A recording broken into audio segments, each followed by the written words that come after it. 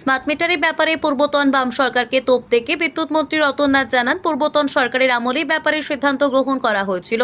2015 সালে এই সংক্রান্ত ওয়ার্ক অর্ডার বের করা হয়েছিল। তবে তিনি আশ্বস্ত করেন, খুব শীঘ্রই মুখ্যমন্ত্রী অধ্যাপক ডক্টর মানিক সাহা রাজ্যে ফিরলে জনগণের জন্য বিদ্যুৎ সংক্রান্ত ব্যাপারে একটা সিদ্ধান্ত গ্রহণ করা হবে।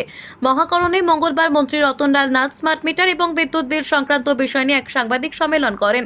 তিনি জানান, খুব শীঘ্রই মুখ্যমন্ত্রী অধ্যাপক ডক্টর মানিক সাহা রাজ্যে ফিরলে জনগণের জন্য বিদ্যুৎ সংক্রান্ত ব্যাপারে একটা সিদ্ধান্ত গ্রহণ করা হবে। ইতিমধ্যেই বিষয় অর্থমন্ত্রী, বিদ্যুৎ মন্ত্রী, মুখ্য সচিব প্রমুখদের সাথে তিনি বৈঠক করে রাজ্যের বিদ্যুৎ সংক্রান্ত সমস্যার ব্যাপারে অবগত হয়েছেন।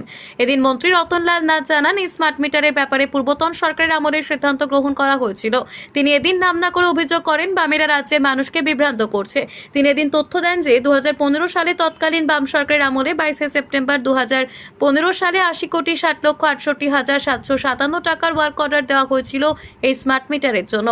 নিঃসন্দেহে বিদ্যুৎ মন্ত্রী রতনলাল নাথের এই কথা থেকে স্পষ্ট যে বাম সরকারের আমলে এই উদ্যোগ নেওয়া হয়েছিল।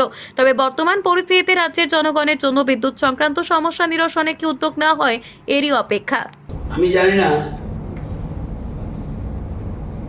মাননীয় দিদার চিফ মিনিস্টার মানিক সরকার দীর্ঘদিন মুখ্যমন্ত্রী ছিলেন, ওনার তো এই ব্যাপারে ড্রেস করে বলে দেওয়া উচিত ছিল, নো স্মার্ট মিটার আমরা শুরু করছি। 2015-তে স্মার্ট মিটার লাগানোর জন্য ওয়ার্ক অর্ডার কত কোটি? 80,07,68,757 টাকা। 80 crore 7,68,757 ওয়ার্ক অর্ডার। কবে? 22/9/2015 ওয়ার্ক অর্ডার, 2015।